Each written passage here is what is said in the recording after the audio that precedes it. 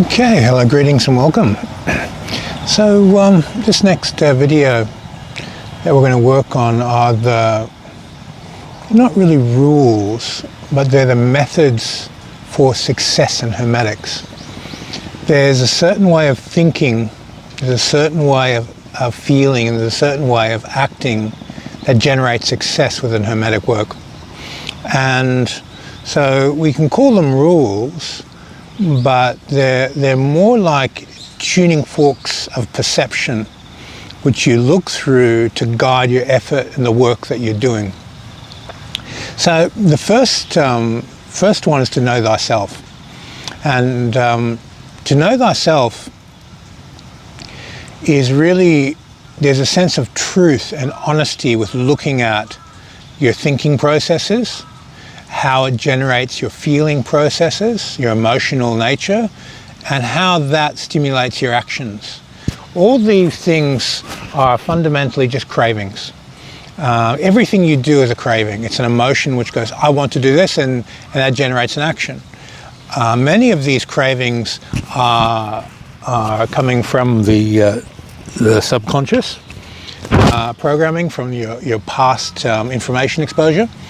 And some of them are coming from your freedom of choice. But there's a very big percentage which you didn't have any freedom within taking on that belief structure. It may have been cultural, it may have been parental, it may have been from your school that you went to. It was just implanted into you, and you're running like a program with just acting on those triggers. It may have been survival. So there's a whole range of things that stimulate your behaviors, and what we want to do is make you the master, not your environment the master of you. So to know thyself, the first stage is to transcribe your personality on a piece of paper. Write all your negatives on the left, all your positives on the right. From there, we move into having a very, very close look at your thinking. So the videos I've put out on mindfulness, observing the rising form wave thoughts, that this is when you do this practice once or twice a day, it starts to generate a momentum throughout the day. So you start developing self-awareness, where you're just becoming more and more aware of what you're doing, how you feel, becoming more and more aware of how you think, you're becoming more aware of how your body is acting, and so forth. And it's not a matter of control initially, it's a matter of awareness. When you're aware of something happening, it backs off just by its nature. It's sort of like a parent watching a child. If the child knows it's being watched, it'll act differently to if it's on its own.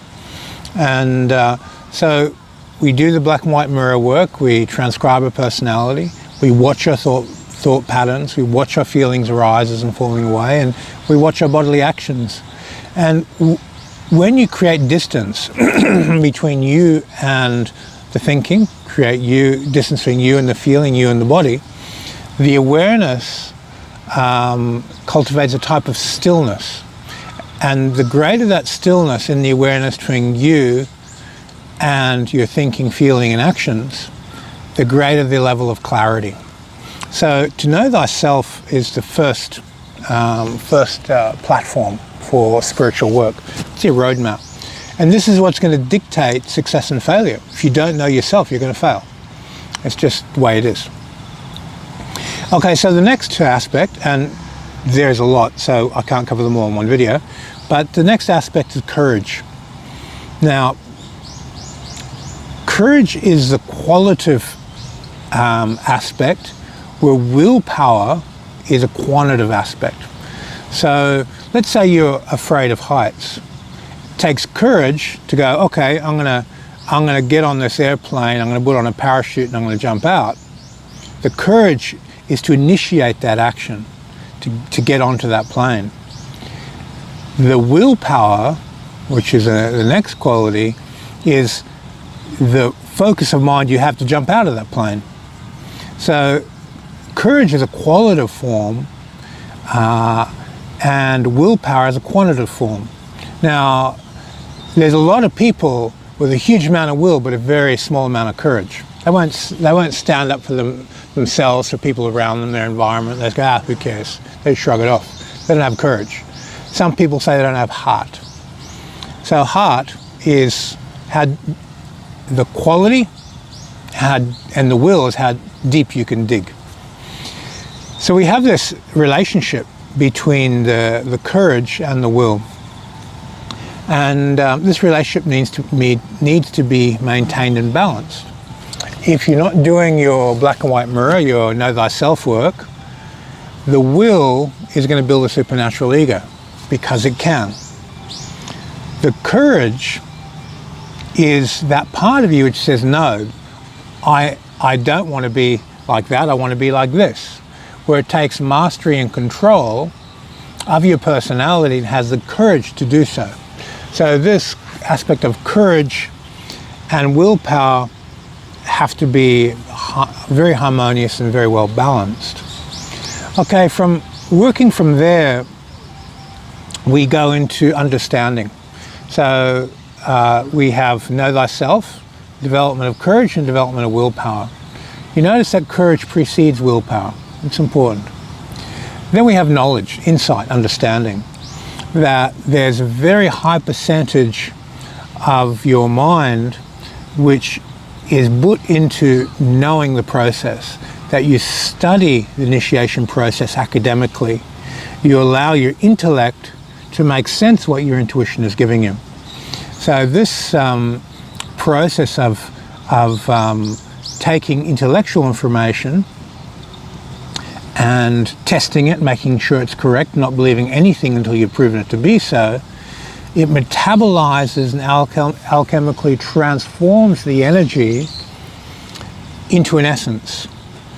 And it's that essence which you cultivate. So this is a difficult idea to explain, but let's say you get a piece of information.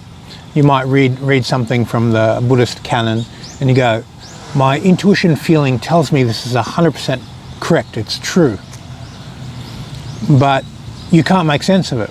So the intellect goes through this process of taking in an intuitive finding, an intuitive piece of data, bringing it into form, metabolizing it, and then sending it back as a spiritual truth into one's intuition, which refines one's intuitive perceptions. It basically creates a type of consciousness where you're able to see truth with a higher degree of clarity. So the first personal quality that a Hermeticist needs, I'm not talking about the rules here, I'm talking about just a fundamental success-failure trigger with a Hermeticist, is that they don't believe anything. They can't accept religion, they can't accept doctrine, they can't accept being told what to do. They're generally ascetic in nature, they're rebellious, they don't want to follow the flow, they want to be an individual. So a person like this can't go to church.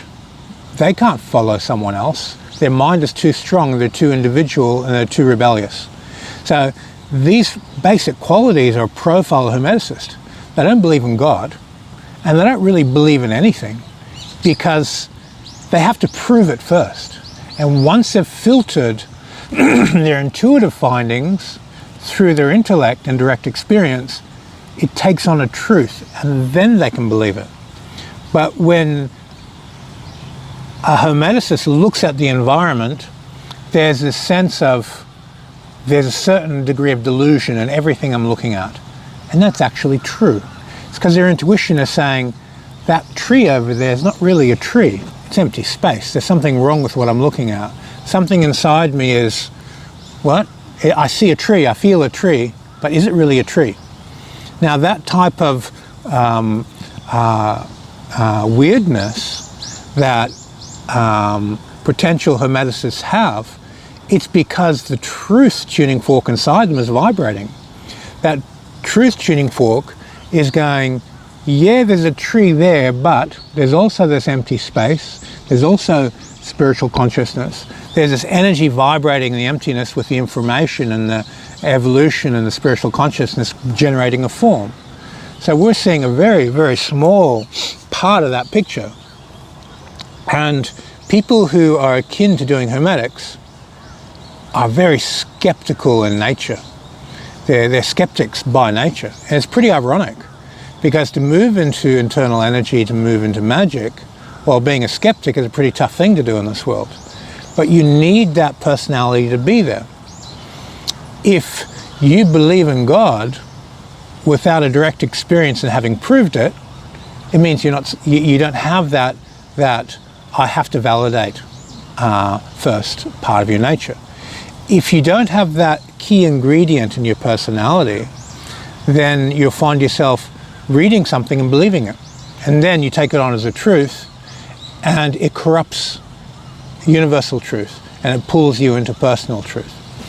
Okay, so these are some aspects about Hermeticists that make them successful. Let's get back onto these rules. So we've covered know thyself. We've covered courage, that you have to have courage to change. You have to have courage to look in your black and white mirror. You have to have courage to go, I'm going to release this fear. I'm going to change who I am to be who I want to be. That courage allows you to release willpower in the right direction. And then knowledge. Really, really pursuing insight, understanding, and going through the process of taking a piece of information, thoroughly testing it. Is this real? And then creating an essence out of that experience which affects your filtering of what you look at and purifies your focus to look at more truth, universal-based truth rather than personal religious-based truth. Okay, so from there, these aspects of courage, this aspect of willpower, this aspect of knowledge, it metabolizes down into a type of stillness, a type of equanimous quietude within your personality. And this stillness is the fabric of spiritual growth. If you don't have a profound level of stillness within how you think, how you feel, how you act, this magical equilibrium, or as Buddhism calls equanimity, you can't release truth. You can't use alchemy to bubble up energy and information into a very pure truth. Because remember, there's just as much false information out there as there's truth information. And depending on your resonance with truth, how truthful you are with looking at your personality, how truthful you are with why you think, feel, and act in the way that you are, and how truthful you are with your speech, this will generate an energetic emanation around you, which gives you an extremely good bullshit alarm. You see something true, it goes, that's true, that's bullshit. And you want to refine that. You want to make that a part of your consciousness. So when you have precepts and biblical statements like thou shalt not lie, it has nothing to do with lying. It has to do with this tuning fork of truth and how you cultivate it so you can see truth.